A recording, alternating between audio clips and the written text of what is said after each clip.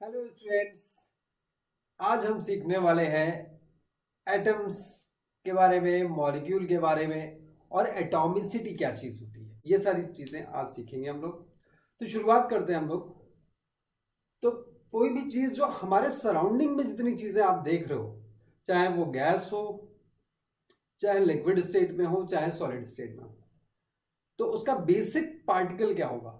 Constituent particle of any substance या तो क्या होगा, एटम से बना होगा, या फिर या एटम होगा कॉन्स्टिट्यूएंट पार्टिकल, या मॉलिक्यूल, या आयन। ठीक है। तो इनके अलावा कोई कॉन्स्टिट्यूएंट पार्टिकल नहीं। कोई भी चीज है आप उठा के देखोगे तो उसमें या तो एटम्स ही मिलेंगे तुमको, या फिर एटम्स मिलके क्या बना रहे हो, मॉलिक्यूल्स बना रहे होंगे, या फिर आयंस बना रहे होंगे। तो आयंस, एटम्स और molecules are the basic unit. कोई भी चीज, जैसे लेट्स सपोज एक एग्जांपल के लिए बात करें हम, तो तुम्हारा घर बन रहा है, तो तुम्हारे घर में जो दीवार बनी, तो दीवार में क्या लगाते हो आप? ईंटें लगा रहे हो। तो तुम्हारी दीवार की बेसिक यूनिट क्या हुई? एक ब्रिक हुई।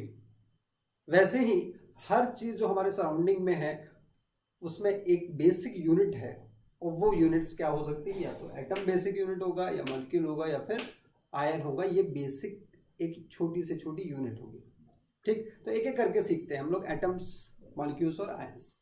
तो एटम सबसे पहले शुरुआत करते हैं। तो एटम्स है भाई क्या? एटम्स होते क्या है? तो अपने सराउंडिंग में जो भी चीजें देखोगे, तो जितनी डिस्कवरीज हुई हैं आज के डेट तक, तो हम लोग कितने टाइप के एटम्स मानते हैं? जितने टाइप के एलिमेंट उतने टाइप के एटम्स। तो कितने टाइप के एलिमेंट्स हैं अपने पास? मॉडर्न पीरियोडिक टेबल कहती है 118 एलिमेंट्स हम लोग डिस्कवर कर चुके हैं।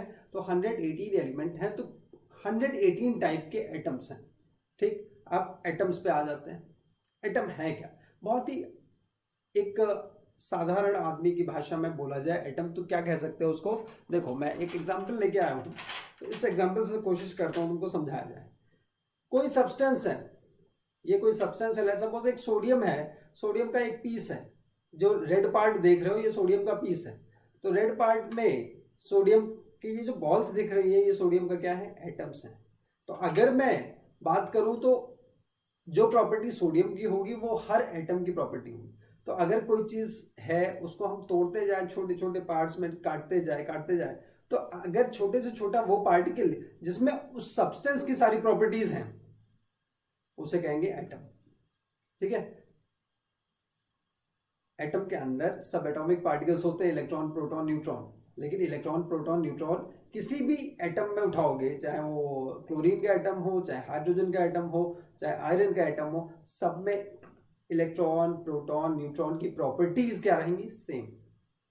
लेकिन ओवरऑल देखा जाएगा, जब आयरन का एटम अलग तरीके का होगा, ऐसे ही क्लोरीन का एटम अलग तरीके का होगा, बोरॉन का एटम अलग तरीके का होगा, कार्बन का एटम अलग तरीके का। तो वो छोटी से छोटी यूनिट जिसमें एलिमेंट की सारी प्रॉपर्टीज हो, उसे कहते हैं एटम। ठीक है।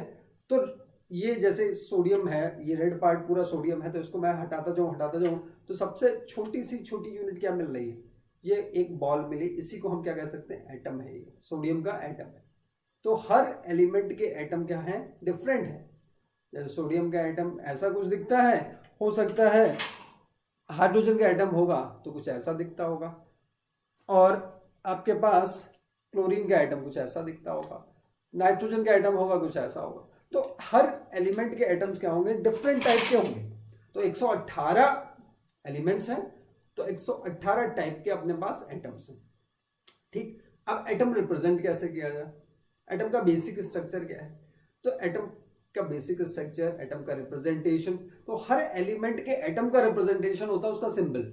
जैसे मुझे रिप्रेजेंट करना है कार्बन का एटम, तो कार्बन के एटम को मैं कैसे लिख दूंगा? सी लिख दिया मैंने, तो सी लिख दिया, तो ये क्या हो गया? कार्बन का एटम रिप्रेजेंटेशन हो गया। ऐसे ही हम क्या कर सकते हैं? हम नाइट्रोजन रिप्रेजेंट करना है, तो नाइट्रोजन का एटम मुझे दिखाना है, तो ये क्या है? बेसिकली एक स्फेरिकल एटम है। ऐसे नाइट्रोजन का एटम दिखाना है मैंने, ऐसे नाइट्रोजन का एटम दिखा दिया। ऑक्सीजन का एटम दिखाना, ओ लिख दिया। ठीक है। तो ये सारे क्या हो जाएंगे? एटम्स होते जा रहे हैं। तो ये सब क्या है? एटम्स है। हाइड्रोजन का एटम लिख दिया मैंने, तो ये सब एटम्स हैं। सबके एटम यूनिक है। हाइड्रोजन का एटम ऑक्सीजन से डिफरेंट होगा, ऑक्सीजन का नाइट्रोजन से डिफरेंट होगा, नाइट्रोजन का क्लोरीन से डिफरेंट होगा। सबके एटम्स यूनिक होंगे, कोई आपस में मैच नहीं कर। तो रिप्रेजेंटेशन बेसिकली क्या है, सिंबल लिख देंगे हम लोग। तो सिंबल अपने पास कितने होंगे, जितने एलिमेंट्स हैं। 118 एलिमेंट है तो अपने पास 118 सिंबल है, और हर एलिमेंट का सिंबल अलग अलग है, जो किसी भी एक बुक में आपको आराम से मिल जाएगा, तो वहां से आप देख सकते हैं। ठीक है, तो एक अगर जैसे हाइड्रोजन लिखा है तो हाइड्रोजन का मतलब क्या हुआ, हाइड्रोजन जैसे मैंने यहां लिख दिया H लिखा हुआ है, इसका मतलब क्या हुआ, 1 एटम ऑफ हाइड्रोजन। अगर यहाँ पे लिखा मैंने H2 तो क्या मतलब हुआ, 2 atoms of hydrogen, 2 atoms of hydrogen. ठीक है, और ये 2 एटम्स मिलके क्या बना रहे हैं, एक मॉलिक्यूल बना रहे हैं। ऐसे ही क्या ले सकते हो आप, O2 ले लो। तो O2 क्या रिप्रेजेंट करता है, 2 एटम ऑफ ऑक्सीजन, तो ये क्या हो गया, 1 मॉलिक्यूल ऑफ ऑक्सीजन। तो कुछ सब्सटेंसेस क्या होते हैं, सिंगल एटम एग्जिस्ट करता है कुछ सब्सटेंसेस में, और कुछ सब्सटेंसेस में सिंगल एटम एग्जिस्ट नहीं करता है। जैसे जैसे सोडियम है तो Na सिंगल एटम है तो ये एग्जिस्ट करता है। ठीक है, लेकिन अगर पूछा जाए ऑक्सीजन O एग्जिस्ट करता है तो मेरा जवाब होगा नहीं करता, तो ऑक्सीजन डज नॉट एग्जिस्ट। फिर ऑक्सीजन किस फॉर्म में एग्जिस्ट करता है, 2 एटम मिल जाते हैं, 2 एटम मिल गए, जैसे एक ऑक्सीजन और दूसरा ऑक्सीजन मिल गए, तो 2 ऑक्सीजन मिल गए आपस में, तो ये बन गया ऑक्सीजन का एक मॉलिक्यूल। तो ऑक्सीजन एग्जिस्ट करता है किस फॉर्म में, O2 के। 2 एटम्स है तो इसको हम क्या कहेंगे, O2। और एटम्स जब भी एक से ज्यादा एटम हो गया तो वो क्या बन गया, मॉलिक्यूल बन गया। एक से ज्यादा एटम हो गया तो बन गया मॉलिक्यूल, तो O2 एग्जिस्ट करेगा। ऐसे हाइड्रोजन के केस में हम बात करेंगे, H एग्जिस्ट करेगा, नहीं करेगा, does not exist. H2 exist करेगा, बिल्कुल करेगा। H का एक एटम और H का दूसरा एटम आके मिलके क्या बना रहे हैं, H2, तो H2 एग्जिस्ट करता है। ठीक, तो ऐसे क्या होता है, किसी किसी में एक एटम एग्जिस्ट करेगा नेचर में, किसी में क्या होगा, 2 एटम मिलके एक मॉलिक्यूल बनाएंगे, उस फॉर्म में एग्जिस्ट कर, O2 H2 N2 Cl2 I2 F2, तो ये सब 2 एटम्स कंबाइन करके एक मॉलिक्यूल बनाते हैं, तो मॉलिक्यूलर फॉर्म में एग्जिस्ट करता है। ठीक है, और बहुत सारे सब्सटेंसेस क्या है, वो एटॉमिक फॉर्म, जैसे सोडियम हो गया, किस फॉर्म में एग्जिस्ट कर रहा है, Na के फॉर्म में एग्जिस्ट करेगा। आयरन क्या है आपका, आयरन करेगा एग्जिस्ट सिंगल एटम। ऐसे ही क्या हो सकता है, पोटेशियम एग्जिस्ट करेगा, एल्यूमिनियम एग्जिस्ट करेगा, तो यहाँ पे सिंगल एटम एग्जिस्ट कर रहा है। ठीक, और ऐसे और एग्जांपल्स अगर मैं बताऊं तुमको, तो मैंने बताया O2 Cl2 F2 Br2 I2, तो इन जहां 2 लग गया मतलब 2 एटम्स हैं, एक से ज्यादा एटम हुआ तो इसका मतलब क्या बन गया, मॉलिक्यूल। ठीक है, एक से ज्यादा एटम मॉलिक्यूल। तो यहाँ पे कितने एटम्स हैं एक मॉलिक्यूल में, 2, यहाँ पे 2। ऐसे क्या हो सकता है, फास्फोरस P4 बनाता है, तो 4 एटम मिलके एक मॉलिक्यूल बना रहे हैं। S8 सल्फर का 8 एटम मिलके, तो एटम्स सिंगल एंटिटी जो है एटम कहलाएगी। अब क्या हुआ, एटम्स मिल गए आपस में, जैसे 2 एटम मिल गए हाइड्रोजन के, H तो ये क्या बन गया, H2 मॉलिक्यूल। ठीक है, ऐसे क्या हो सकता है, H मिल जाए और साथ में क्या मिल जाए, एक बड़ा एटम मिल गया, Cl मिल गया, तो ये क्या बन गया, HCl मॉलिक्यूल। तो एटम था सिंगल यूनिट, और मॉलिक्यूल क्या है, एटम्स जब कंबाइन करें, एटम्स जब कंबाइन करें, 2 या 2 से ज्यादा एटम जब मिल गए, तो जो चीज बनी वो क्या है, मॉलिक्यूल है। ठीक है, जो चीज बनी 2 या 2 से ज्यादा एटम मिलने के बाद, उसे हम क्या कहते हैं, मॉलिक्यूल। तो जैसे यहाँ पे O2 H2 HCl, ये सब क्या है, मॉलिक्यूल्स हैं। ठीक है, ऐसे ही सल्फर के केस में क्या होता है, बहुत सारे मिल जाते हैं सल्फर एटम्स, तो क्या बनता है, S8, ये 1 मॉलिक्यूल ऑफ सल्फर। ठीक है, ऐसे फास्फोरस के केस में क्या हो जाता है, P4, तो 4 फास्फोरस एटम्स मिलके क्या बना लेते हैं, 1 मॉलिक्यूल ऑफ फास्फोरस। तो एक चीज तुम देख रहे होगे यहां पे कि एटम जो होता है वो सिर्फ एलिमेंट के लिए ही यूज होता है।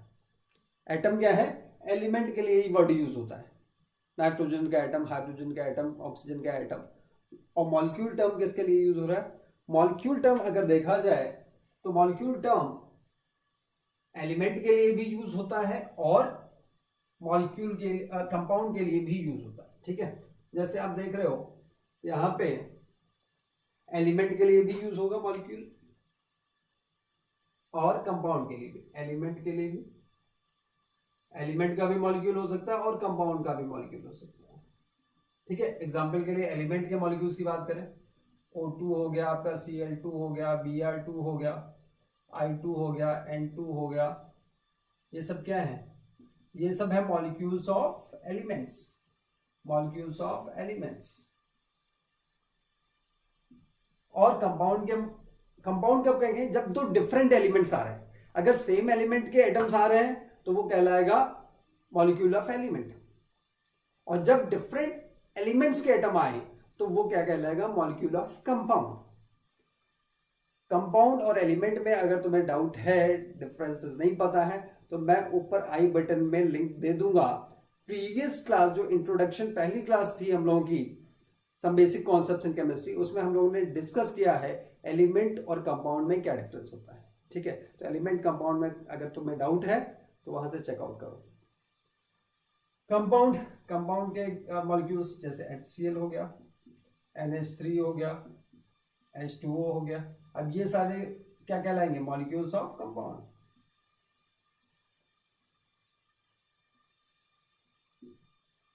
समझ में आई? तो ये सारे मॉलिक्यूल्स ऑफ कंपाउंड। अब बात आती है कितने एटम्स हैं। कभी कभी क्वेश्चन आगे चल के करोगे, काउंट करना होगा, तो एक मॉलिक्यूल में कितने एटम? 2। यहाँ पे कितने एटम हैं? 3 और 1 4। ये जो नीचे लिखा रहता है, जैसे H2O में 2 लिखा हुआ है, हाइड्रोजन के नीचे, ऑक्सीजन के नीचे कुछ नहीं, तो ऑक्सीजन के कितने एटम? 1। हाइड्रोजन के कितने एटम? 2। तो एक मॉलिक्यूल ऑफ वाटर में 2 एटम हाइड्रोजन के, 1 एटम ऑक्सीजन का, तो टोटल एटम्स कितने एक मॉलिक्यूल में? 3 एटम। ऐसे NH3 में पूछा जाए कितने एटम्स हैं, तो नाइट्रोजन का 1 और हाइड्रोजन के 3 एटम, तो टोटल कितने हो गए अमोनिया में एटम्स का नंबर? 4। तो यही होता है एटॉमिसिटी। एटॉमिसिटी क्या होता है बेटा? एटॉमिसिटी होता है नंबर ऑफ एटम्स पर मॉलिक्यूल, नंबर ऑफ एटम्स पर मॉलिक्यूल। ठीक है, तो एटॉमिसिटी हो गया नंबर ऑफ एटम्स पर मॉलिक्यूल। तो एग्जांपल के लिए अगर हम बात करें, जैसे CO2 है अपने पास और CH4 है, CO2 CH4 CCl4 और NH3, तो एटॉमिसिटी अगर पूछी जाए तुमसे तो क्या बोल सकते हैं हम? एटॉमिसिटी क्या हो जाएगी? यहाँ पे कितने एटम्स? 2 और 1 3, तो एटॉमिसिटी 3। यहाँ पे एटम्स कितने? 1 और 4 5, तो 5 एटॉमिसिटी। यहाँ पे 4 और 1 5, तो 5 एटॉमिसिटी। यहाँ पे 3 और 1 4, तो एटॉमिसिटी 4 होगी।